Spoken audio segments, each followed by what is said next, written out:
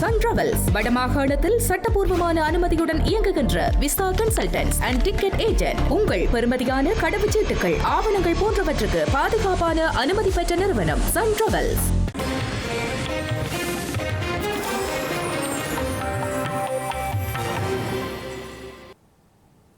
வணக்கம். இது ஐபிசி தமிழின் காலை நேர பிரதான செய்திகள். முதலில் தலைப்புச் செய்திகள். பிரித்தானியாவில் நாளை நடைபெறவுள்ள உள்ளூராட்சி மன்ற தேர்தல்.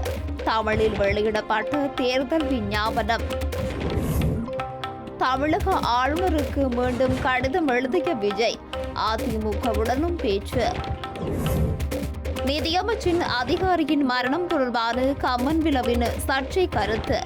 வாக்குமூலம் பெற காவல்துறை திட்டம். ஜனாதிபதியின் கருத்து நீதிமன்ற அவமதிப்பு அல்ல என்கிறார் நளின்.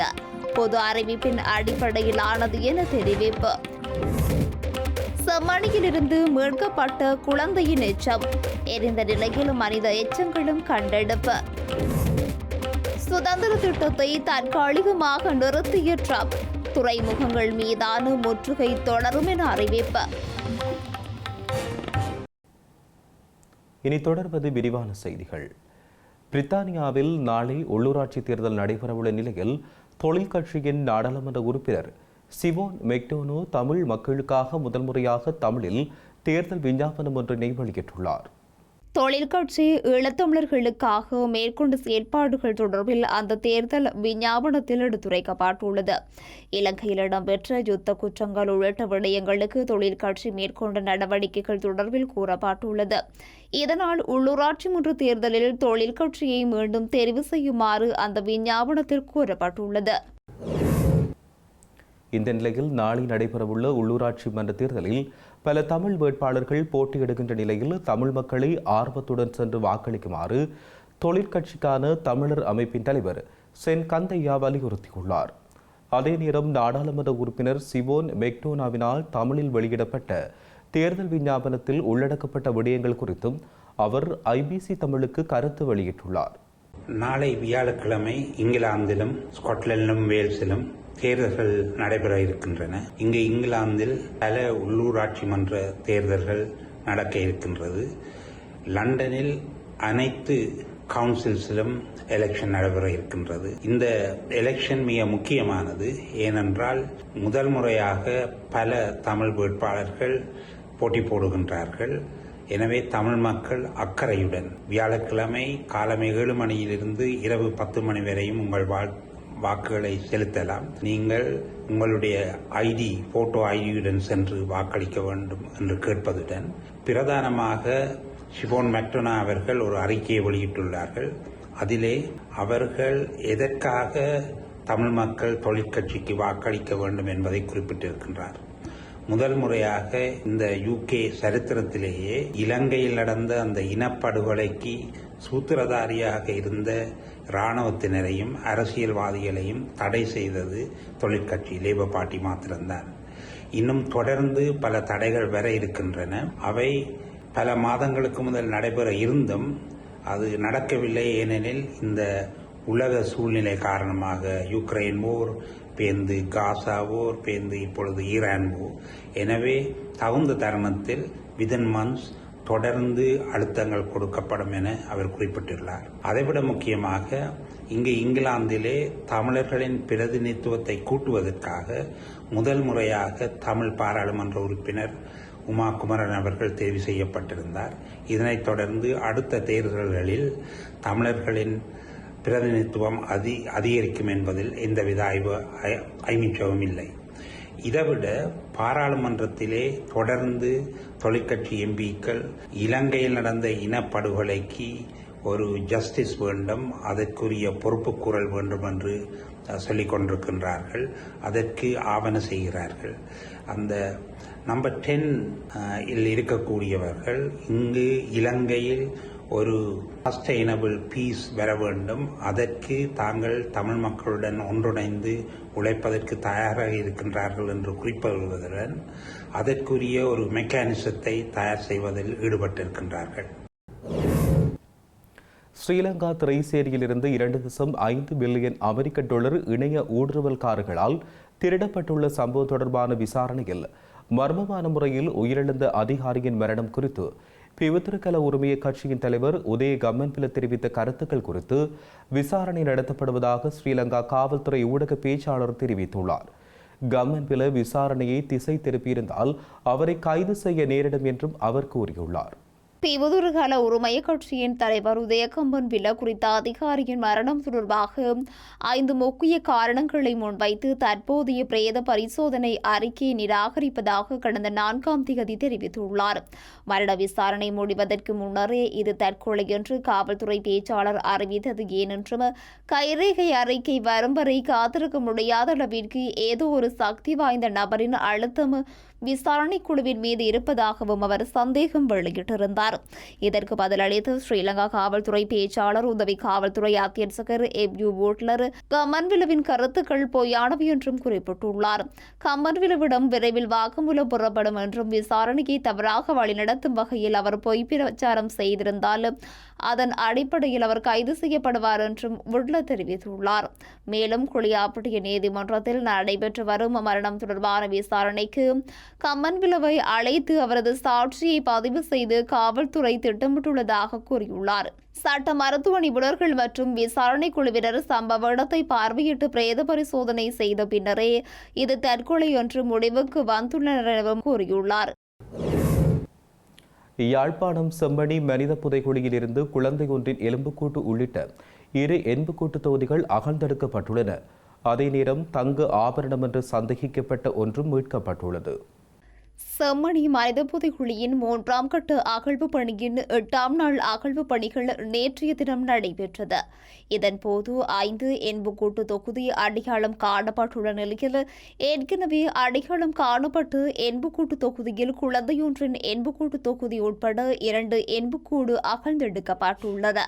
இதன் அடிப்படையில் இதுவரையான காலப்பகுதியில் செம்மணி மனித புதைகுழியில் 255 மனித எலும்புக்கூட்டு தொகுதிகள் அடையாளம் காணப்பட்டுள்ள நிலையில் அவற்றில் 249 மனித எலும்புக்கூட்டு தொகுதிகள் முழுமையாக அகழ்ந்தெடுக்கப்பட்டுள்ளன. அதேவேளை புதைக்குழிகள் காணப்பட்டு சந்தேகத்திற்கிடமான கருப்பு நிற மண்ணிற்குள் இருந்து எரிந்த நிலையில் சில எலும்புகளும் நாணய குற்றிகளும் சான்று பொருட்களாக மீட்கப்பட்டுள்ளன. அத்துடன் மூக்குத்தி போன்றதான உடைந்த நிலையிலும் சிறிய தங்க ஆபரணம் ஒன்றும் சில நாணய குற்றிகளும் மரப்பட்டி ஒன்றின் சிதைவுகளும் ஆணிகளும் மீட்கப்பட்டுள்ளன. குழந்தையின் எலும்புக்கூட்டு தொகுதி நேரடியாக மண்ணிலிருந்து அகழ்ந்து எடுக்க முடியாத நிலை காணப்பட்டமையினால் அதனை துணிகளால் சுற்றி பக்குவப்படுத்த மண்ணுடன் அகழ்ந்து எடுக்கப்பட்டதாக சட்டத்தரணி ரணிதா தெரிவித்துள்ளார். சர்வதேச தொழிலாளர் தின உரையின் பொழுது முக்கிய வழக்குகள் மற்றும் அரசியல் பிரமுகர்களுடன் தொடர்புடைய விசாரணைகளின் தீர்ப்புகள் தொடர்பில் ஸ்ரீலங்கா ஜனாதிபதி வெளியிட்ட கருத்துக்கள் அனைத்தும் வெறும் பொது அறிவின் அடிப்படையிலானவையே தவிர நீதித்துறைக்கு விடுக்கப்பட்டுள்ள அழுத்தங்கள் அல்ல என அமைச்சரவை பேச்சாளர் அமைச்சர் நலிந்த ஜேதிச தெரிவித்துள்ளார். இலங்கையில் பல்வேறு முக்கிய வழக்கு விசாரணைகளின் தீர்ப்புகள் இந்த மாதம் வழங்கப்படவுள்ள நிலையில் பிரபல அரசியல் பிரமுகர்களுடன் தொடர்புடைய வழக்குகளும் விசாரணைக்கு எடுத்துக் கொள்ளப்படவுள்ளதாக அமைச்சர் நலிந்த ஜேதிச தெரிவித்துள்ளார். குறித்த வழக்குகள் தொடர்பில் எதிர்பார்ப்புடன் இருப்பவர்களுக்கு அந்த தினங்கள் நினைவில் இருப்பது ஒரு சாதாரண விடயமாகும் என்றும் இது ஒரு பொது அறிவு எனவும் கூறியுள்ளார். அந்த அடிப்படையிலேயே ஜனாதிபதி கருத்து வெளியிட்டிருந்தார் என்றும் வழக்கு விசாரணைகள் இடம்பெறும் போக்கின் அடிப்படையில் அது குறித்த ஒரு பொது அறிவின் அடிப்படையிலேயே ஜனாதிபதி சில கருத்துக்களை வெளியிட்டிருந்தார் என்றும் தெரிவித்துள்ளார்.